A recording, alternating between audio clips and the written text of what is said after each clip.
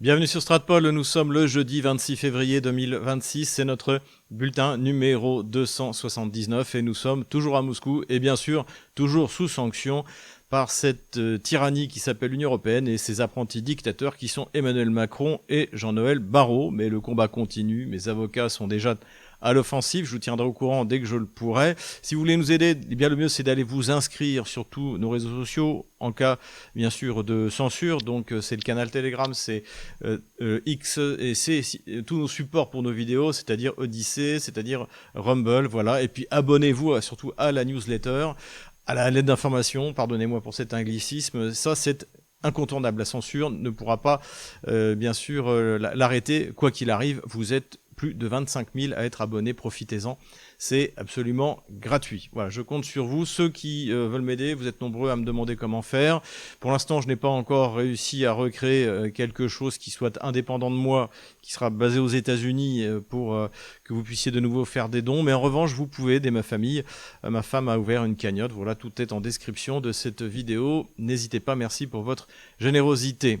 Abonnez-vous également à Géopolitique Profonde, c'est encore le mois du numéro sur l'Arctique, un numéro extrêmement important puisque eh bien, ce sont des enjeux de premier ordre avec la route maritime du Nord qui est une route alternative avec des ressources qu'on estime extrêmement importantes dans cette zone et puis j'y ai écrit un article sur l'OTAN, puissance faible, puisque ce qu'a révélé, et on en est maintenant au bout de 4 ans du conflit, on va en reparler, ce qu'a révélé le conflit en Ukraine, c'est la faiblesse de l'OTAN, c'est la faiblesse des économies occidentales face à un seul pays, la Russie. Voilà, ne manquez pas ce numéro-là. Et puis ce qui m'a plu cette semaine, eh bien, c'est une interview sur un canal qui s'appelle Antithèse, que je ne connaissais pas, donc qui m'a été envoyé par un de mes amis, de Annie Lacroix-Ritz sur l'Ukraine. Donc c'est très intéressant. Alors je suis assez partagé sur Annie Lacroix-Ritz, c'est une communiste militante. J'avais bien aimé tout ce qu'elle avait expliqué, raconté sur le rôle de la Pologne. D'ailleurs, je crois que c'est elle qui m'avait fait découvrir que finalement la Pologne était l'allié d'Hitler jusqu'en 1939. Que c'est la Pologne la première qui a signé un accord avec Adolf Hitler en 1934, sans doute parce que, à mon avis, le général Piłsudski, il faut bien se rendre compte, était asservi dans l'armée autrichienne pendant la Première Guerre mondiale, contre la France. Le général Piłsudski était le président de l'époque et le fondateur, le refondateur de l'indépendance de la Pologne, et c'était un socialiste. Et donc je pense qu'un national-socialiste, en fait, donc je pense qu'il y avait pas mal de proximité entre Adolf Hitler et Piłsudski du point de vue des idées. Voilà, donc je suis capable d'apprécier certains travaux de Annie Lacroix-Ritz. En revanche, alors son bouquin, Le choix de la défaite, c'est d'une nullité absolue. Du point de vue historique, il y a aucun document sérieux, ça ne repose sur rien, ça se repose sur des on-dit, même sur la presse de Vichy, on cite la presse de Vichy, pour justifier cette espèce de théorie comme quoi finalement en gros les capitalistes français ont organisé la défaite contre Hitler. Donc c'est du grand n'importe quoi, il y a des erreurs factuelles sur les dates, etc. Donc encore une fois, je pense qu'elle essaie par ça de faire oublier le pacte germano-soviétique. Et pourtant, c'est difficile à le faire oublier. Sachant que, encore une fois, le pacte germano-soviétique, du point de vue de Staline, est compréhensible. Puisque, en fait, à Munich, alors qu'il voulait aller se faire la peau du national-socialisme et d'Hitler, il essuie un refus de Daladier et de Chamberlain. Et puis, en plus, il voit que la Pologne se prend en morceaux de la Tchécoslovaquie, et il se dit, en fait, ils sont en train de préparer un coup contre moi. Donc, tout d'un coup, Hitler va le voir et lui dit, si on se mettait d'accord, je comprends très bien que Staline ait fait ce choix du point de vue purement politico-stratégique. Mais que les communistes français se soient alignés, surtout les cadres du Parti communiste français, parce qu'en fait, à ce moment-là, en 1939, il y a beaucoup de communistes qui quittent le parti tellement ils sont écœurés de voir ce que fait le Parti communiste français, précisément. Mais ceux des cadres du Parti communiste français qui ont suivi les ordres de Moscou, ça, c'est pas normal en tant que Français. On est Français avant d'être communiste et d'obéir à Moscou. Ça me paraît quelque chose de fondamental. Et surtout, en fait, les archives ont prouvé que les cadres du Parti communiste français, après l'armistice, sont allés voir la commandanture pour lui demander de republier l'Humanité, qui avait été interdit suite au pacte germano-soviétique. D'ailleurs, tout ça, je l'ai raconté dans La gauche française et la collaboration, dans le livre noir de la gauche française. Ne le manquez sous aucun prétexte. Donc voilà. Donc, en tout cas, là, ce qu'elle a publié dit sur la question ukrainienne, et une vidéo vraiment intéressante, c'est un bon résumé, j'ai particulièrement apprécié. Voilà, il faut savoir aller chercher ses sources, même chez les communistes, car ils ne disent pas que des bêtises. Économie maintenant, et pour commencer, bien venez investir en Russie, ce sera en plus l'occasion d'ouvrir un compte en banque et de nous rencontrer, et puis après il y a toute une série de services qui vous est proposé, tout ça est en description de cette vidéo. Il faut se projeter vers l'avenir, hein. Tôt ou tard la paix sera signée, la Russie triomphera, et vous allez voir, comme le dit le Premier ministre Fico, les Européens vont se casser les jambes à courir vers la Russie, qui sera en fait la première puissance économique, en fait elle l'est déjà d'ailleurs, puissance économique, démographique et militaire et énergétique aussi, important, en Europe. Voilà, donc prenez de l'avance et venez ouvrir un compte en Russie. Économie toujours, on commence à avoir un peu de vision sur ce qui va être mis en place en Russie pour l'utilisation des crypto-monnaies dans le commerce, et donc une loi définitive. Alors c'est pas demain, mais c'est au 1er juillet 2027 devrait être prise, hein. Il y a eu beaucoup de comment dirais-je, de départs, de faux départs qui ont finalement n'ont pas abouti à grand chose, hein. C'est comme avec l'utilisation du yuan. Moi par exemple, je m'étais ouvert un compte en yuan à la Sberbank, et puis au moment de recevoir les coordonnées bancaires, c'était pas le système de messagerie interbancaire chinois CPIS qui était utilisé, mais le SWIFT. Donc en gros, qui est interdit. Donc en fait, c'était pas très utile. Alors ça, c'était il y a 3 ans. Peut-être que ça a évolué depuis. Et puis c'est pareil sur les cryptos. Il y a des lois qui ont été prises les autorisant, mais pareil, je m'étais renseigné vis-à-vis de mon banquier. En fait, si vous faites un virement sur le compte de votre société, puis là vous expliquez, en fait, ça vient des cryptos. Bon, et puis voilà. Donc en fait, c'est pas totalement intégré au système financier. Donc il faut avancer là-dessus. Ce sera vital pour la Russie, pour à terme éviter toutes les sanctions, pour éviter d'être espionné, hein, puisque depuis le Patriot Act qui a suivi le 11 septembre 2001, eh bien la CIA reçoit les copies de tous les transferts SWIFT, même ceux que vous envoyez à votre mère ou à votre grand-mère. Donc il est temps de retrouver sa souveraineté. C'est pour ça qu'à l'époque je travaillais sur le projet Ozapay d'ailleurs, hein, qui était une application avec sa propre crypto qui permettait d'être totalement souverain et d'échapper au contrôle, au flicage permanent que l'Occident est en train de mettre en place à peu près partout. D'ailleurs aussi, tiens, ça m'avait plu, intéressant côté suisse, Piero San Giorgio a fait une vidéo, puisque il est question également de la souveraineté monétaire et du maintien ou pas de l'argent en cash en Suisse. Donc il y a un référendum. D'ailleurs, alors je sais que j'ai beaucoup de Suisses qui me suivent, je les salue tous, hein. J'ai hâte de vous revoir à Moscou, notamment ceux que je vois à la sortie de la messe régulièrement.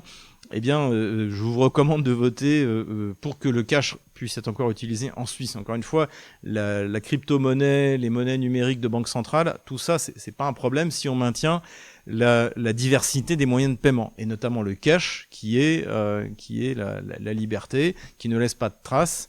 Et puis bien sûr il y a le cash numérique qui est le Bitcoin. Je vous renvoie aux travaux de Laurent Nicolas, qui est le promoteur de cette blockchain. Voilà, tout ça va dans le bon sens. De toute manière, il faut aller de l'avant dans ce domaine-là. On n'a pas le choix de toute manière. Donc il faut mieux l'utiliser en notre faveur que de refuser la réalité et finalement de se retrouver coincé avec des gens qui en revanche eux sauront utiliser la technologie pour nous surveiller et nous espionner.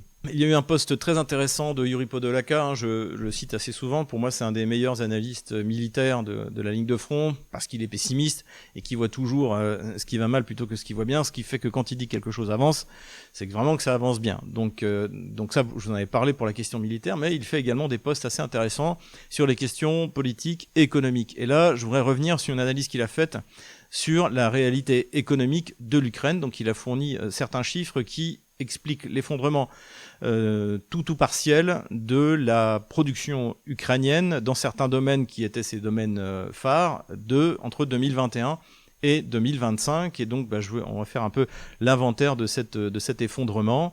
Tout d'abord, le minerai de fer. L'Ukraine produisait 84,4 millions de tonnes et elle est passée à 44,7 millions de tonnes. Donc ça s'explique par la perte des gisements ou la proximité des gisements par rapport à la ligne de front.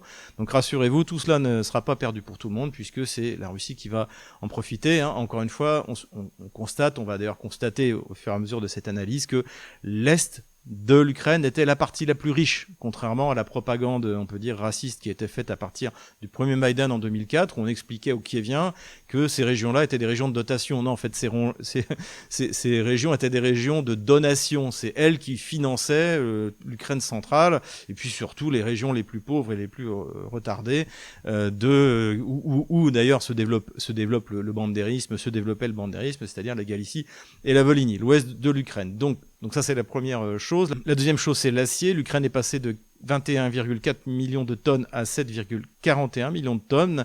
Et ça s'explique à la fois par la perte de Mariupol, qui était un centre, je crois que c'était 20% du PIB, entre ce qui était produit, ce qui transitait de PIB ukrainien. Et la perte aussi du charbon à coke, vous vous en souvenez, la mine d'Udachnoe, qui appartenait à Akhmetov, on en avait parlé d'ailleurs, on avait mis une petite punaise verte, ce qui veut dire qu'il y a des ressources naturelles. Je rappelle, les punaises vertes sur ma carte, ce sont des ressources naturelles, gardez-le en tête, on va encore en avoir besoin. Et ce qui est intéressant aussi, c'est que l'essentiel de cette production d'acier va vers la Chine. Donc encore une fois, accuser la Chine de prendre parti est particulièrement malhonnête, puisque c'est un débouché commercial pour l'Ukraine, et de toute manière les drones qui sont fabriqués alors de moins en moins en Ukraine, mais par exemple en Angleterre ils viennent d'ouvrir une usine de drones soi-disant ukrainienne, eh bien c'est des assemblements de sous-ensembles chinois, comme le complexe militaro-industriel américain, on l'a souvent dit, le sous-traitant du Pentagone, Govini, qui avait révélé que notamment tout ce qui est aéronautique, ça dépend de la Chine, non seulement d'ailleurs les sous-ensembles électroniques, mais même des choses comme les détonateurs, des tas de sous-ensembles extrêmement critiques, et Washington n'est pas prêt d'arriver à s'en séparer. Après l'acier, c'est le charbon. Donc là, on est passé de 29,4 millions de tonnes à 15,36 millions de tonnes. Donc ça aussi, c'est dû à l'avancée de l'armée russe, comme quoi elle n'est pas si insignifiante que ça. Et il faut bien se rappeler que la première grosse perte en matière de production de charbon pour le régime de Kiev, ça avait été en 2014-2015, parce que les populations russes du Donbass avaient pris pour partie leur indépendance, donc avec les républiques populaires de Donetsk et de Lugansk, alors qui n'étaient pas très grandes à cette époque-là, mais c'était là qu'est trouvé l'essentiel de la production de charbon. Donc l'Ukraine avait perdu d'ailleurs une bonne partie de sa compétitivité, puisque ça lui permettait d'avoir une énergie pas chère. Il y a quelques mines encore de charbon dans l'ouest de l'Ukraine, mais évidemment par rapport aux réserves du Donbass, Donbass, bassin houillé du Don, c'est absolument pas comparable en volume. Le gaz naturel, alors c'est la partie qui a le moins diminué, puisqu'on est passé de 19,8 milliards de mètres cubes à 17,7 milliards de mètres cubes. Donc visiblement c'est là-dessus qu'il va falloir travailler, c'est ce que dit Yuri Podolaka. Et il se trouve que, comme par hasard, les derniers bombardements qui ont été faits dans la profondeur du territoire ottano-kievien ont été faits sur les zones d'extraction du gaz. Donc là aussi on avait mis des petites punaises vertes que vous voyez. Il y en a dans la région de Poltava, et le plus gros gisement est à Chebelinsk.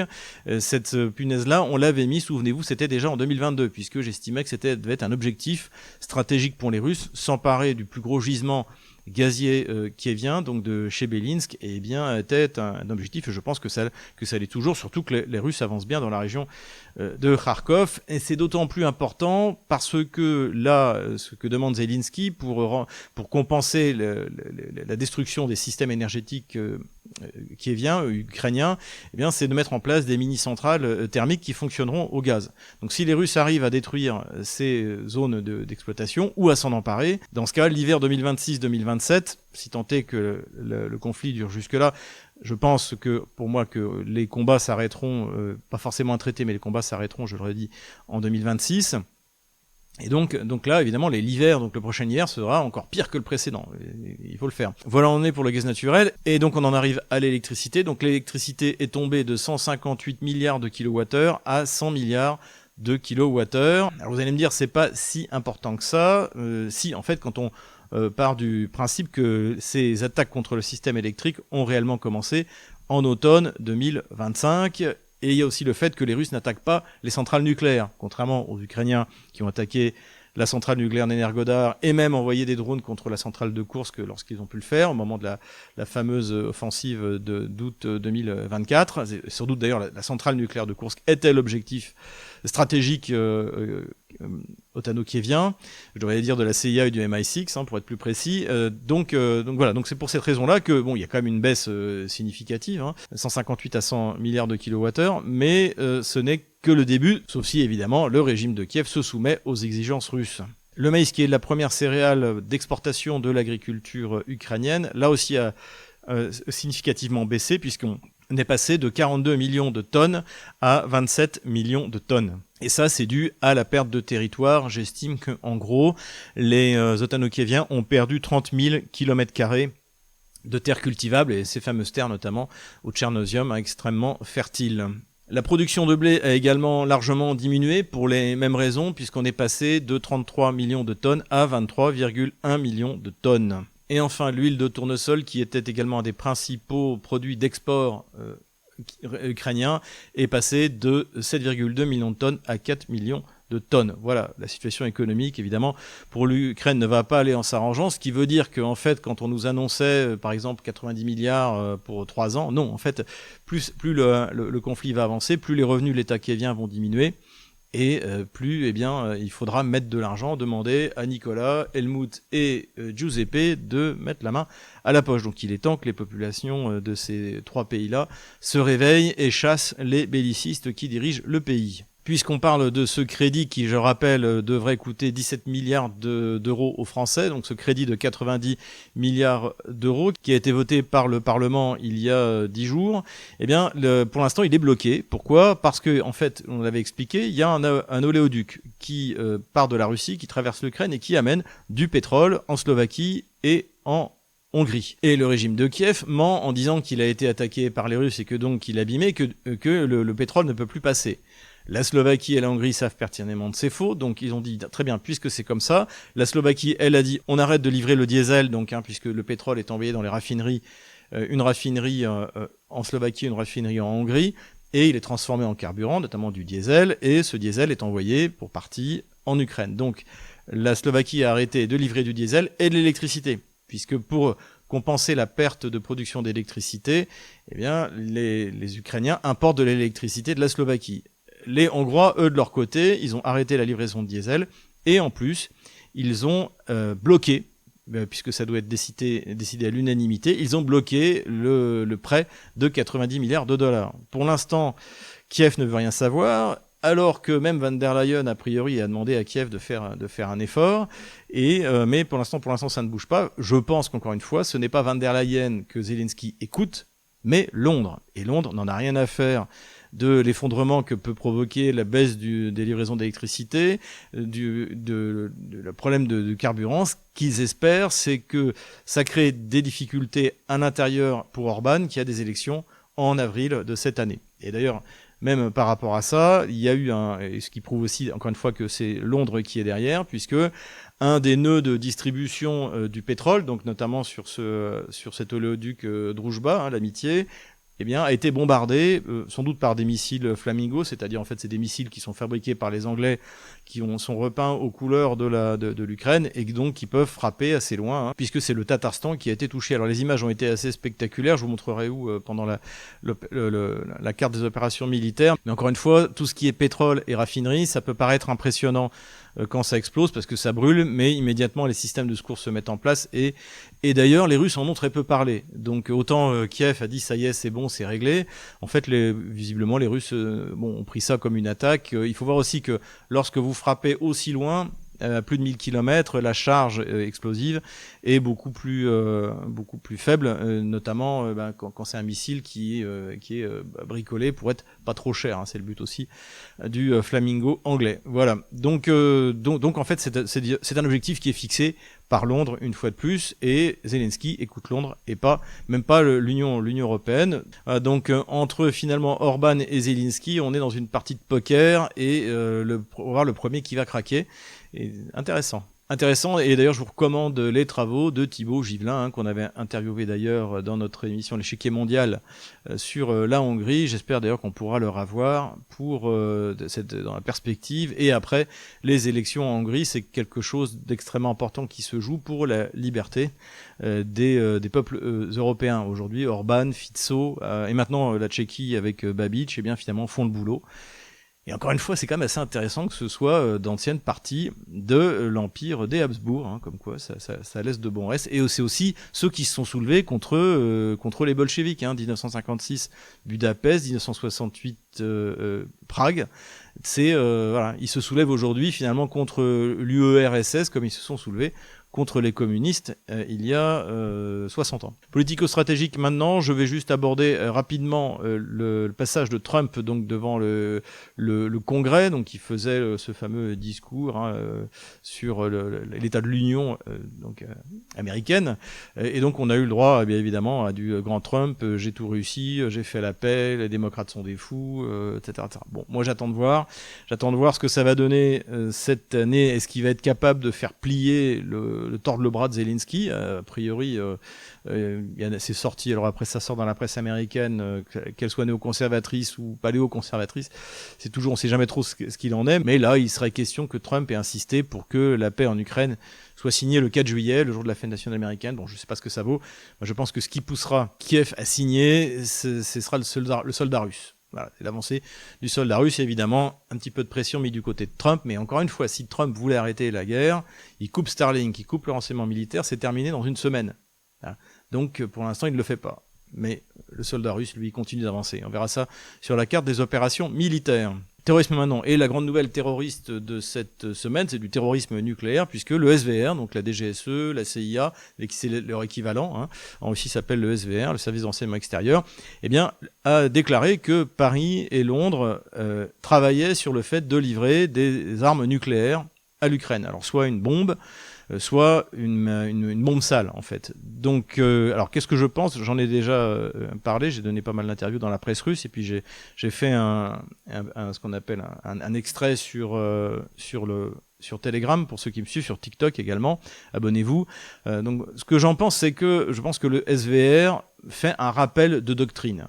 Hein, je rappelle que depuis décembre 2024, la doctrine de dissuasion russe a changé. Elle a changé parce qu'elle s'est élargie à la Biélorussie, et donc qui désormais profite contre, évidemment c'est pas dit, mais c'est dirigé contre la Pologne, hein, qui a toujours des velléités expansionnistes, le revanchisme polonais, donc c'est pour protéger la Biélorussie contre les tentatives polonaises, en disant si vous attaquez la Biélorussie, vous pouvez vous faire vitrifier. Donc ça, c'est une première chose. Et la deuxième chose qui est aussi importante, c'est que comme les Russes se doutent que, par exemple, alors quand c'est arrivé en 2024, c'était encore les démocrates. Donc, il pouvait y avoir les démocrates, les démocrates américains, les Anglais et les Français qui pouvaient transmettre des armes nucléaires à Kiev en disant c'est pas nous. Et donc, comme ça, éviter de se prendre la riposte nucléaire, le nucléaire russe qui ne manquerait pas d'arriver. Donc, pour bien prévenir que ça, c'était pas possible, les Russes ont officiellement dit que un État non nucléaire qui frapperait la Russie avec une arme nucléaire, eh bien, non seulement subirait la riposte, mais également ceux qui lui ont fourni l'arme nucléaire.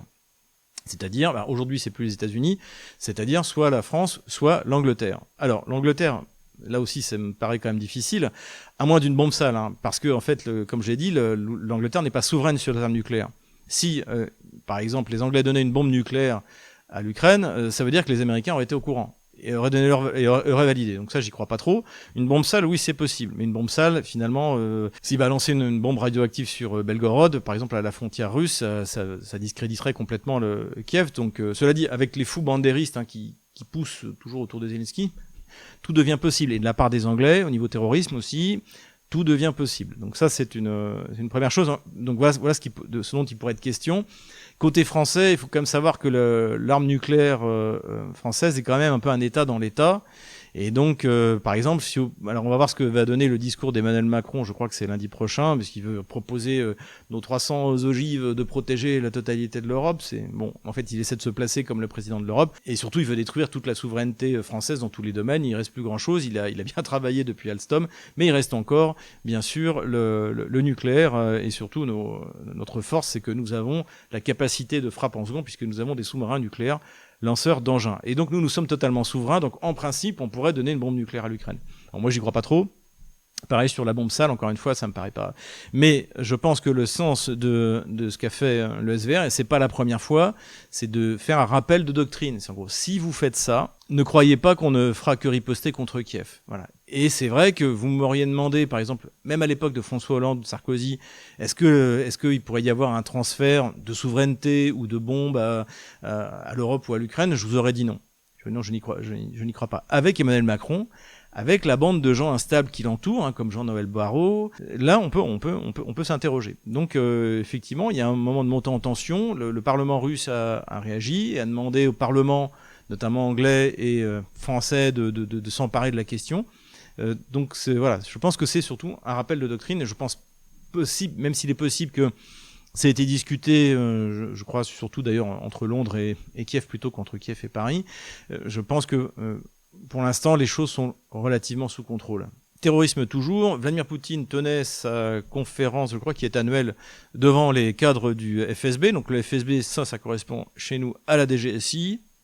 Et donc c'est le contre-espionnage et l'antiterrorisme. Et donc il parlait des menaces. Il a repris d'ailleurs ce risque nucléaire et il a expliqué qu'en fait il y avait des tentatives et qu'il y aurait encore des tentatives de détruire soit Turkish Stream, donc soit Blue Stream. Donc c'est les deux gazoducs qui traversent la mer Noire pour aller en Turquie. Alors ce qui est intéressant, c'est qu'il y aura même des tentatives contre un gazoduc qui ne va servir que la Turquie, qui ne va pas vers l'Union européenne. Puisque je rappelle que Turkish Stream, il y a une extension qui fait que le gaz russe arrive maintenant jusqu'en Hongrie. À terme, il pourra aller même, pourquoi pas, jusqu'en Autriche. Et c'est devenu un des principaux moyens pour les pays, notamment les pays des Balkans, de recevoir du gaz russe. Donc c'est quelque chose d'extrêmement important et qui ne plaît pas évidemment à Londres, puisque c'est encore une fois c'est Londres qui décide, et donc qui aimerait bien le faire exploser. Il y a déjà eu des tentatives, ça a déjà été dit. Alors c'est assez compliqué parce que là où il faudrait le faire exploser, c'est loin des côtes turques ou russes. Il faut aller très profond, bien plus profond que pour Nord Stream. Et encore une fois, les moyens qui ont été déployés pour faire sauter Nord Stream, c'est pas les plongeurs ukrainiens qui avaient fait un pari un soir de cuite d'aller faire sauter. Non, c'est des moyens militaires qui ont été mis en place. Encore une fois, je vous renvoie au rapport de Seymour Hersh. Donc là, il faudrait déployer des moyens militaires, des moyens sérieux, et tout évidemment est observé à la fois par la Turquie et à la fois par la Russie. Et c'est une piscine, la mer Noire. Et d'ailleurs, contrairement à ce qu'on raconte, l'Ukraine n'a pas les moyens d'envoyer des navires de guerre. Ils peuvent essayer d'envoyer des drones. Toutes leurs dernières actions ont échoué, sauf d'ailleurs contre les intérêts américano-kazakhs. On va en reparler juste après. Donc tout ça a échoué. Donc ça va être extrêmement compliqué. Mais après, il faut pas non plus sous-estimer l'obstination anglaise, donc de détruire ces infrastructures. C'est à ça que sert l'Ukraine en fait. L'Ukraine est morte. L'Ukraine ne se relèvera pas ni démographiquement, ni économiquement, ni politiquement de ce qu'elle a subi pendant 4 ans en tant qu'État, je dirais d'ailleurs plutôt l'entité bolchevique ukrainienne.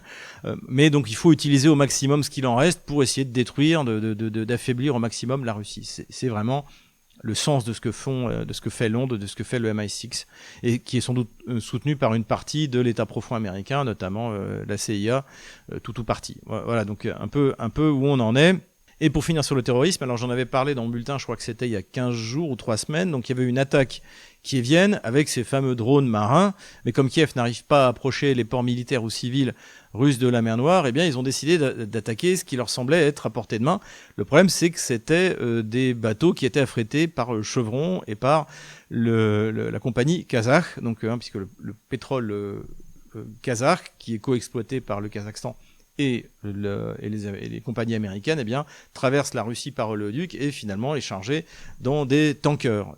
Et donc, ces tankers ont été attaqués par le régime de Kiev.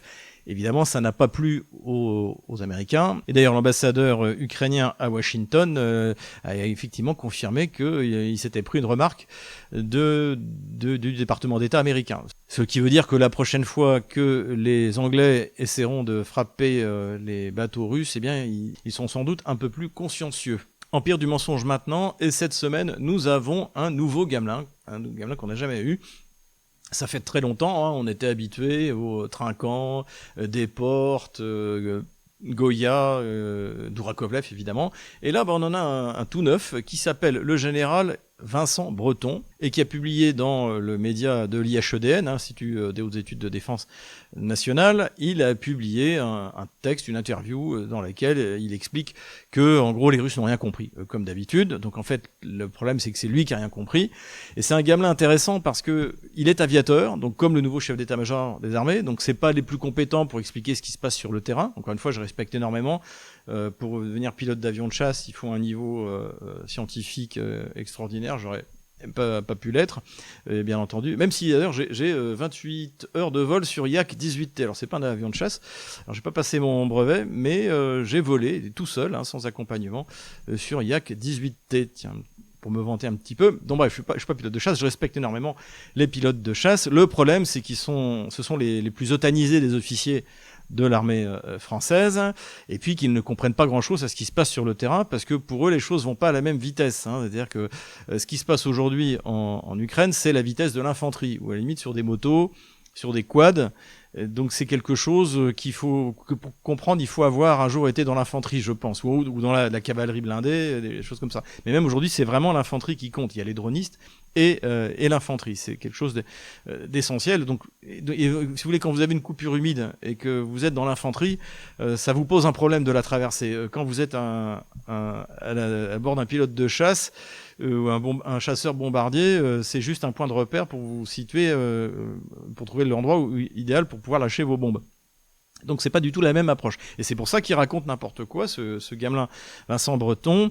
Et ce qui est inquiétant, c'est qu'il est directeur de l'école de guerre. Et ça, je l'ai dit,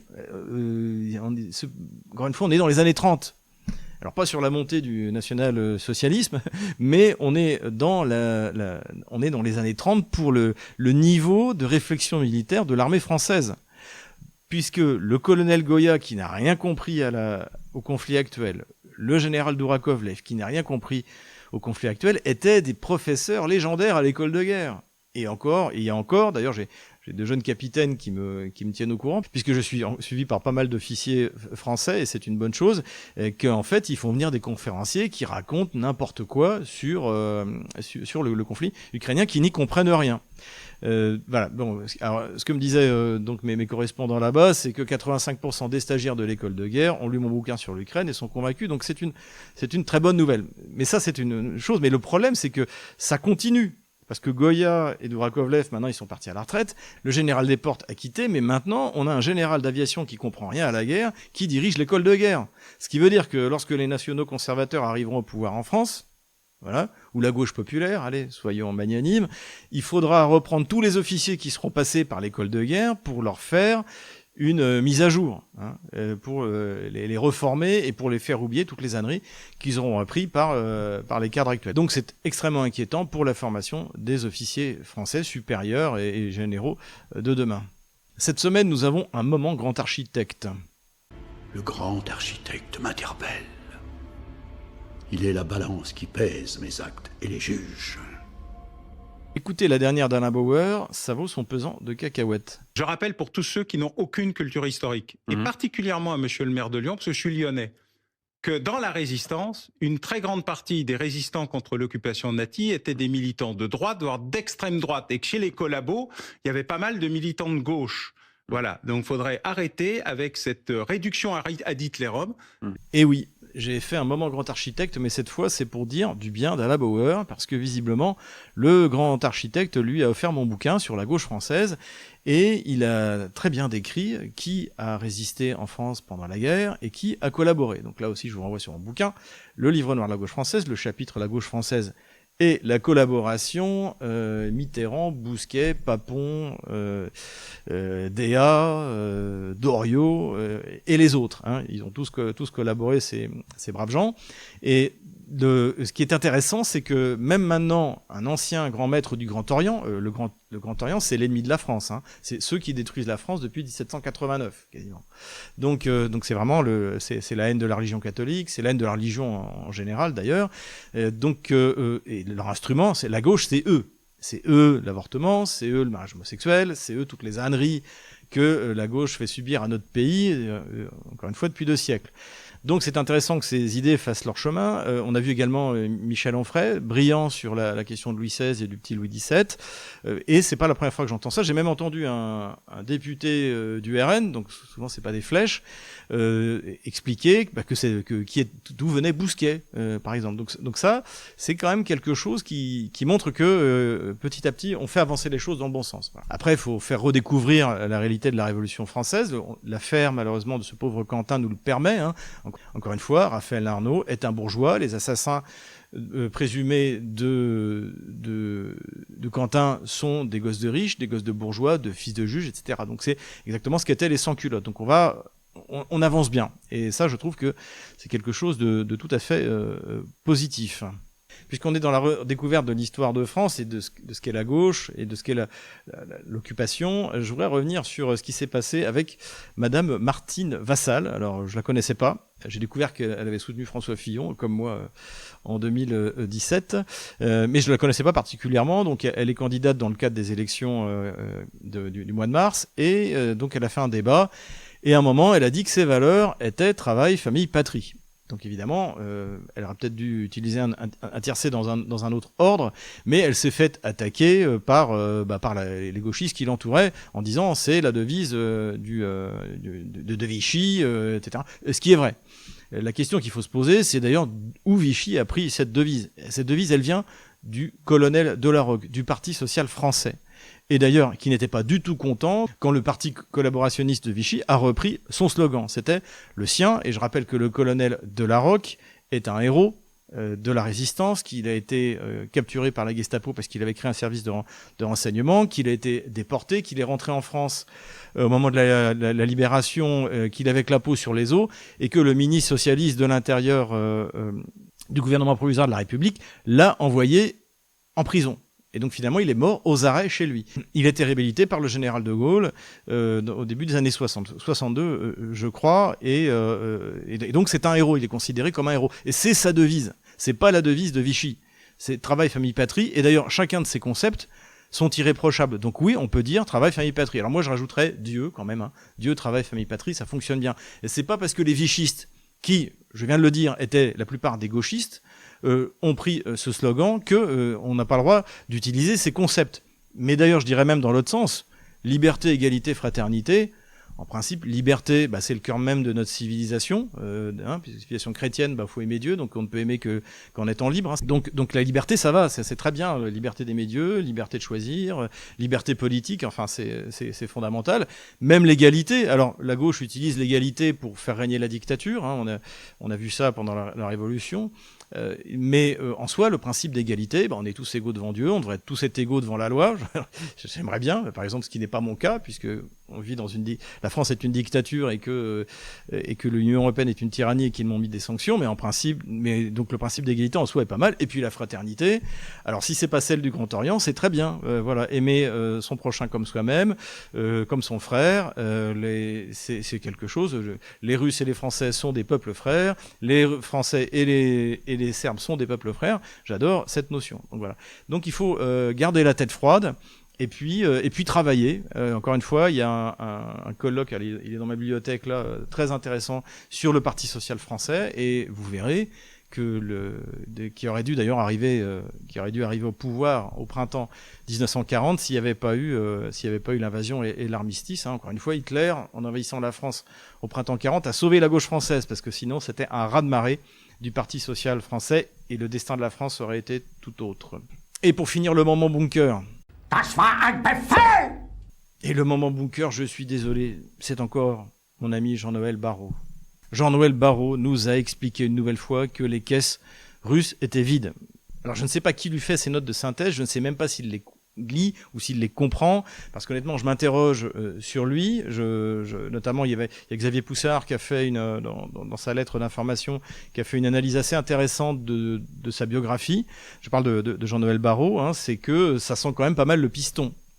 Notamment c'est le fils de Jacques Barrot, et donc on se demande, quand on l'écoute parler en ce moment, si il n'est pas rentré sans piston à HEC, au MIT, L'ENA aussi, je crois qu'il l'a fait. Donc je sais que le niveau, notamment de l'ENA, à sa génération, a largement baissé. Mais en tout cas, ce qui est inexplicable, c'est que c'est pas compliqué d'aller sur le site du ministère des Finances russe, de voir où en est le Fonds du bien-être national, qui est le fonds souverain russe, dont j'ai souvent parlé. Et en plus, on s'aperçoit, puisque là les chiffres viennent de tomber, qu'au mois de janvier, contrairement aux autres années, eh bien le fonds n'a quasiment pas baissé en valeur en roubles. Alors ça, je pense que c'est dû notamment à l'augmentation du prix de l'or. Donc les Russes ont vendu de l'or, mais comme ce qui leur reste d'or est encore assez important et que finalement l'or continue de monter, ben ça maintient en roubles le Fonds du bien-être national.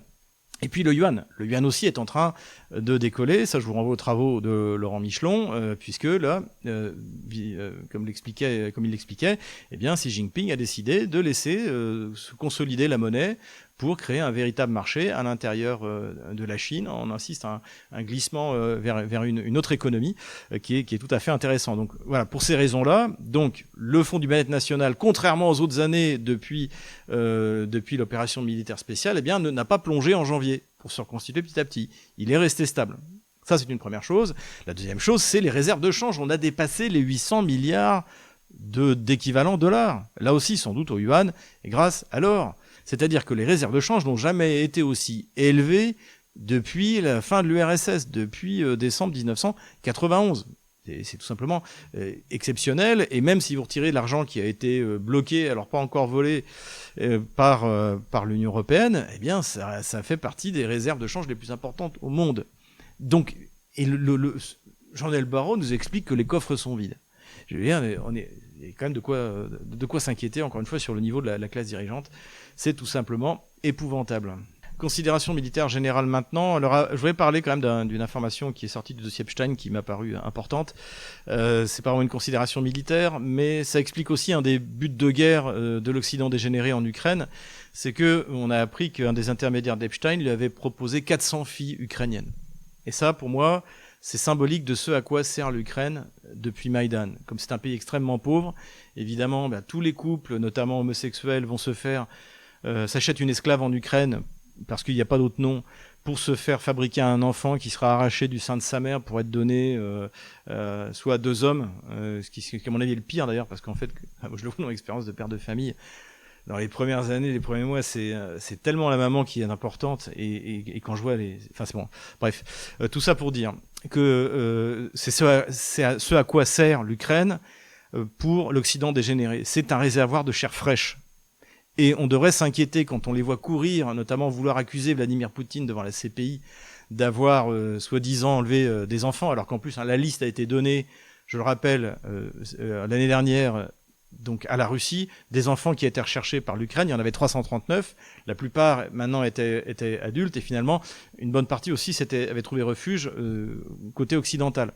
Donc il y a très peu d'enfants, et les Russes d'ailleurs, grâce à la médiation notamment des Émiratis, eh bien essayent de retrouver les familles, etc. Donc tout ça est un mensonge. Il n'y a pas 20 000 enfants qui ont été pris, et quand bien même il y en aurait 20 000, il ne faut surtout pas qu'ils quittent la Russie, parce que pour ces gens-là, c'est du bétail.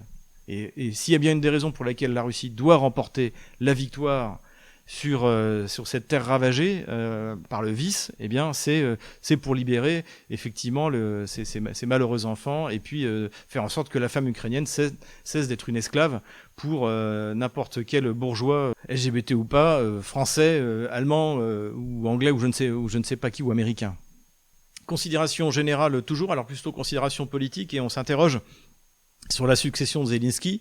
On voit de plus en plus apparaître, sans doute poussé par le MI6, l'ambassadeur du régime de Kiev à Londres, donc il est depuis 2 ans, qui est le général Zaloujny, donc l'homme de l'échec de l'offensive de l'été 2023, et donc on l'entend beaucoup dans la presse. À la société de presse, il avait confié que en fait c'était la faute de Zelensky si jamais il avait échoué en été 2023, parce que les troupes avaient été envoyées à Bakhmout et que ça lui avait manqué. Là, il a encore donné une interview dans laquelle il explique que en fait il a failli prendre Kiev avec l'armée ukrainienne parce que Yermak voulait s'emparer de lui. Enfin bon, les cuisines internes à l'intérieur du régime de Kiev. Je rappelle que dans la première délégation qui allait négocier à Minsk, un des membres de cette délégation, donc la délégation s'est réunie le 28 février 2022, si je me souviens bien, elle est rentrée et un des membres s'est fait assassiner par les ultras, ou par les services secrets anglais là aussi. Encore une fois, il faut y voir la main de Johnson, ce serait pas étonnant. Donc on en est dans cette situation-là, et donc on voit pousser petit à petit cette candidature d'un général très critique vis-à-vis de Zelensky, qui n'a pas très bonne réputation du point de vue de l'intelligence, je veux dire, chez les experts russes avec qui je discute, qui m'ont dit que c'était sans doute quelqu'un de limité. Et d'ailleurs, ça a fait rire tout le monde, mais ça fait 2 ans qu'il est ambassadeur d'Ukraine en Angleterre. Il est incapable de s'exprimer en anglais, même de lire un texte qu'on lui a écrit. Donc voilà, bon, c'est pas une flèche, mais encore une fois, il y a le maire de Kiev, qui est Vitali Klitschko, l'ancien boxeur, qui lui non plus n'est pas une flèche. Et puis il faut bien dire que nous, en tant que Français, c'est pas nous avec les représentants de notre classe politique qui pouvons donner des leçons d'intelligence. Ni à l'Ukraine, ni à personne. Et d'ailleurs, puisqu'on parle du boxeur Klitschko, il y a aussi un autre que je vois monter, comme je suis pas mal la boxe sur Internet, j'ai sans arrêt des propositions de trucs de boxe. Et donc là, je vois passer des clips qui présentent le boxeur Usyk et sa femme. Et notamment dans un dernier extrait, on le voyait, on lui posait la question, est-ce que vous voulez pas être, en plaisantant, est-ce que vous voulez pas être président d'Ukraine, et en gros, il a répondu pourquoi pas. Donc je me pose la question de savoir si par hasard il serait pas en train, sauf qu'il est à la fin de sa carrière de boxeur, il est champion du monde, toute catégorie. Eh bien, je me demande si l'idée, ce serait pas de faire monter, pareil, quelqu'un qui visiblement n'est pas très intelligent et qui soit facilement contrôlable. Vitali Klitschko était l'homme de la CDU allemande. Pour ceux qui ne s'en souviennent pas, son mouvement Udar, qui veut dire le coup, était associé avec la CDU allemande. Voilà, c'est quelque chose qu'il va falloir suivre, et bien sûr, nous le suivrons sur Stratpol, alors n'oubliez pas de vous abonner. Et puis, je voudrais quand même conclure cette vidéo sur donc ces 4 ans de guerre en Ukraine. Je vais pas trop rentrer dans le détail parce que je le fais assez régulièrement. Puis en plus, cette vidéo est tournée le jeudi, mais elle sera publiée vendredi. Et dans la soirée, eh bien, vous aurez l'émission Ici Moscou, les Français parlent au français, et dans lequel on reviendra, notamment avec Sylvain Ferreira, sur ce sujet-là. Donc il y a beaucoup de choses à dire. Effectivement, cette opération militaire spéciale a reconfiguré complètement le partage du monde, le rapport de force, c'est l'écroulement économique, militaire et politique de l'Europe, hors Russie, évidemment. C'est au contraire la montée en puissance de la Russie, qui a confirmé sa place comme 4e économie mondiale en parité de pouvoir d'achat. C'est également la supériorité militaire de la Russie, même contre une coalition de près de 40 pays qui ont mis toutes leurs économies, leur armement, etc., et qui pourtant n'y arrive pas. C'est la supériorité fondamentale du soldat russe, qui reste un soldat hors pair. La Russie est capable de mobiliser des centaines de milliers de soldats russes qui se battent aussi bien que leurs anciens il y a 80 ans. Nous, ce serait la question. On trouvera bien sûr des grands combattants en France, mais ce sera beaucoup plus difficile qu'en 1914, parce qu'il y a quand même une bonne partie de la population, de la jeunesse, qui a pas mal dégénéré, malheureusement. Ce qui s'est passé aussi depuis 4 ans, évidemment, du point de vue militaire, c'est la transformation complète du champ de bataille, on en a souvent parlé, avec l'arrivée des drones, avec le retour de l'infanterie, je dirais de l'infanterie légère, sur des motos, sur des quads, même avec des chevaux, on en a vu du côté russe, et puis l'apparition de petites équipes entre 3 et 5 hommes qui s'infiltrent et qui essayent de tenir le rôle important des dronistes. Encore une fois, c'est un bouleversement technologique et militaire qui, encore une fois, malheureusement, est complètement ignoré. On le voit dans les dernières manœuvres qui ont lieu en France, qui est complètement ignoré par l'armée française. Bon, c'est très triste, mais c'est comme ça.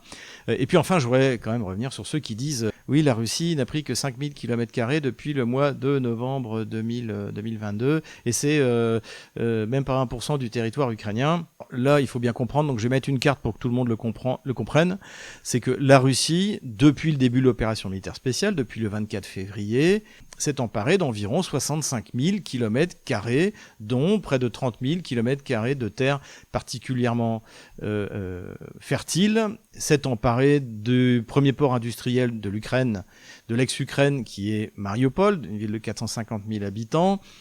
Et si on additionne avec ce qui est toujours considéré comme l'Ukraine par les Occidentaux, c'est-à-dire la Crimée et la partie du Donbass qui s'était déjà libérée en 2014-2015, la Russie contrôle plus de 120 000 km² de territoire ukrainien, ce qui correspond à un quart du territoire de la France métropolitaine et un cinquième du territoire ukrainien. Donc il faut quand même atterrir, et surtout on le voit notamment, là j'ai mis des petits pointillés, donc le petit pointillé rouge c'est la ligne de front du 24 février 2022, et vous regardez la ligne jaune, la grosse ligne jaune, ça c'est la ligne de front aujourd'hui. Donc dire que l'armée russe n'a pas avancé, il faut quand même être aveugle ou stupide. Et ce que vous voyez également, la petite ligne en pointillé verte, ça c'est l'ancienne frontière de la Russie en 2022. Mais comme il n'y a pas eu de traité de paix signé en avril 2022, eh bien, vous voyez le gros trait vert donc qui suit à peu près la ligne de front. Ça, ce sont les nouvelles frontières de la Russie et de l'Ukraine. La réalité, c'est ça. Donc, comme je l'ai écrit, la Russie a déjà gagné cette guerre. Elle l'a gagnée le 24 février 2022. Tant que les Occidentaux, plutôt maintenant les Européens de l'Ouest essentiellement, ne voudront pas le comprendre, eh bien, l'Ukraine se réduira comme une peau de chagrin. Je pense même, encore une fois, que le pays est mort démographiquement, économiquement, tout ce que vous voulez. Et même si la guerre s'arrêterait maintenant sur la ligne de front, ce qui ne sera pas le cas, c'est une défaite colossale pour Kiev et ses 40 alliés, qui sont en fait qui forment une coalition de bras cassés, la fameuse coalition des velléitaires. Et nous voilà sur la carte des opérations militaires. Donc il y a eu beaucoup de frappes dans la profondeur du territoire ukrainien par la Russie, comme d'habitude. Et je voulais encore une fois vous remontrer où se trouvent les réserves de gaz et les zones d'exploitation des réserves de gaz ukrainiennes. Donc c'est ici, hein, souvenez-vous, ça j'avais mis cette petite punaise dès 2022 parce que ça doit être un objectif pour les Russes, chez Belinka, à cet endroit-là. Les Russes étaient vraiment pas très loin avant la contre-offensive ukrainienne, hein, ils étaient à peu près ici. Après, il fallait franchir la rivière Donetsk, mais c'était quelque chose auquel on pourra assister, je l'espère, dans les mois qui viennent. Et puis les deux autres réserves également, c'est dans la région de Poltava et de Soumy. Donc vous avez ici, elles avaient déjà été touchées d'ailleurs par les bombes russes, ici aussi. Hein, et ça, c'était grâce à Zelensky, puisque comme il a bloqué le gazoduc qui emmenait du gaz vers l'ouest, eh bien les Russes l'ont utilisé pour percer à Souja, et comme le gazoduc leur était plus du tout utile, eh bien ils ont commencé à bombarder ces infrastructures gazières. Donc visiblement ce sera un des principaux objectifs pour les frappes dans la profondeur russe. De leur côté, les Anglais ont bombardé, donc a priori avec un Flamingo, hein, le missile bon marché à longue portée, donc hein, sur une distance de 1500 km, ils ont bombardé un nœud pétrolier donc qui alimente le fameux Droujba, l'oléoduc Amitié, voilà, qui se trouve à peu près à cet endroit-là. Voilà, le Tatarstan, la capitale du Tatarstan, est Kazan à cet endroit-là. Et comme je vous l'ai dit, les images sont impressionnantes, mais en fait, les Russes en ont très peu parlé parce que visiblement, les dommages sont mineurs.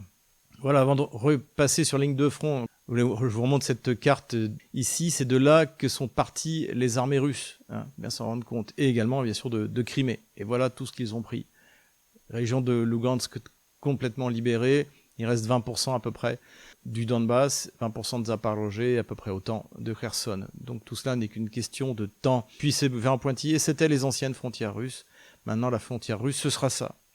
J'espère honnêtement qu'elle s'agrandira au moins de Kharkov. Ce serait, je pense, justice pour les Russes qui habitent cette région et qui sont persécutés, torturés, martyrisés par les Otano-Kieviens, par les bandéristes. Hein. Je rappelle qu'il y avait deux villes à l'est qui passaient sous contrôle des bandéristes, c'est Mariupol et Kharkov, et heureusement, ils ont été libérés. Et on passe maintenant sur la ligne de front. Donc, on va commencer par Zaporozhye. Ici, donc j'ai validé en gros la carte du résultat de la contre-offensive ukrainienne d'il y a 15 jours, même si d'ailleurs il y a vraisemblablement encore des unités russes qui sont quelque part par là. Donc j'ai redonné la localité de Rychnoe aux armées otano-kieviennes. Voilà. Et je pense que les Russes reprendront cette localité dans les semaines qui viennent sans trop de difficultés. Du côté de l'offensive, côté est, donc l'offensive otano-kievienne, c'est un fiasco retentissant, notamment que beaucoup de bonnes unités ont été perdues. Donc ici, il y a même des unités qui, si on en croit Yuri Podolaka, se trouvent encerclées, puisqu'ils sont avancés, ils ont percé, mais ils ont réussi à s'emparer d'aucun des bastions de l'armée russe, qui maintenant, donc encore une fois, les encercle. Donc je vais effacer cette poussée otano-kievienne qui n'aura pas duré bien longtemps.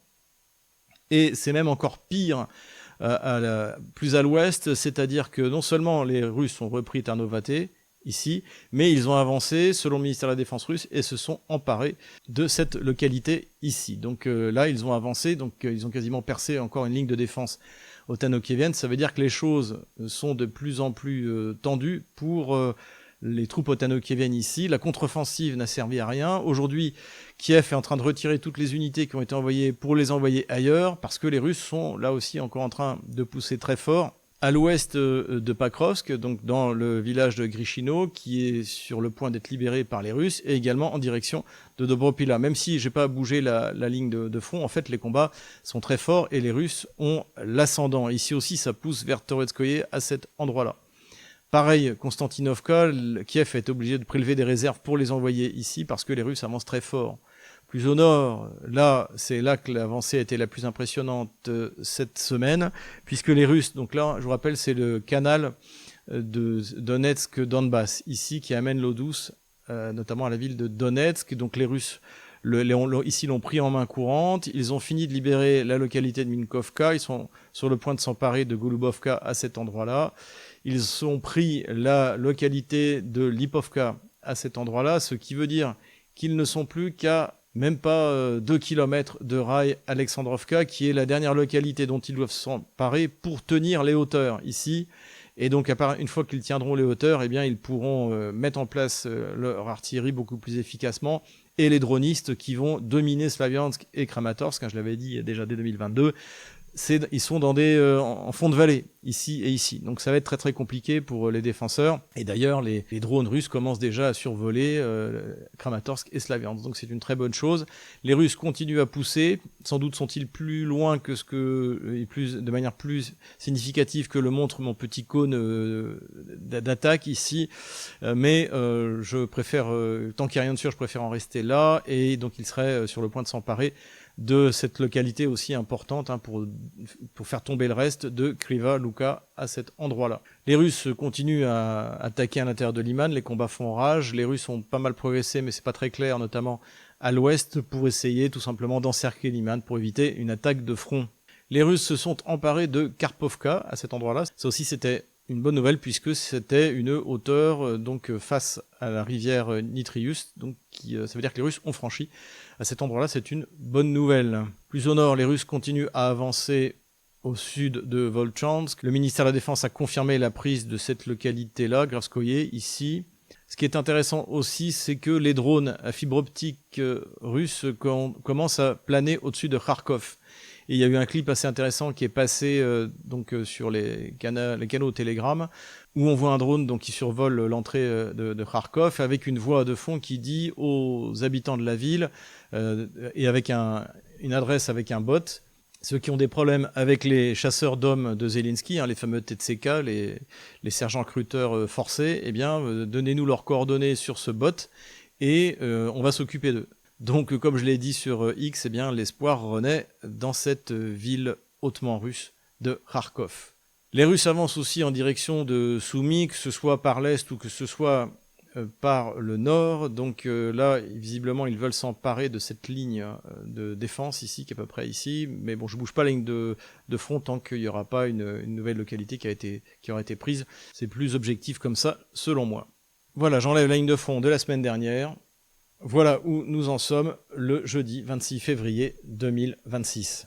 Voilà, j'ai tout pour aujourd'hui. J'espère que cette vidéo vous a plu. Encore une fois, inscrivez-vous partout où vous le pouvez sur nos différentes plateformes, nos différents réseaux sociaux. Nous allons recréer un système qui vous permettra de faire des dons pour Stratpol, de nouveau. Ça, c'est en train d'être effectué. Et en attendant, ceux qui veulent aider ma famille, ils peuvent le faire en se cotisant à la cagnotte de mon épouse. Je vous remercie beaucoup. En tout cas, comme vous le voyez, ces 4 ans marquent la supériorité de la Russie dans tous les domaines. Tout va donc très bien. Courage, on les aura.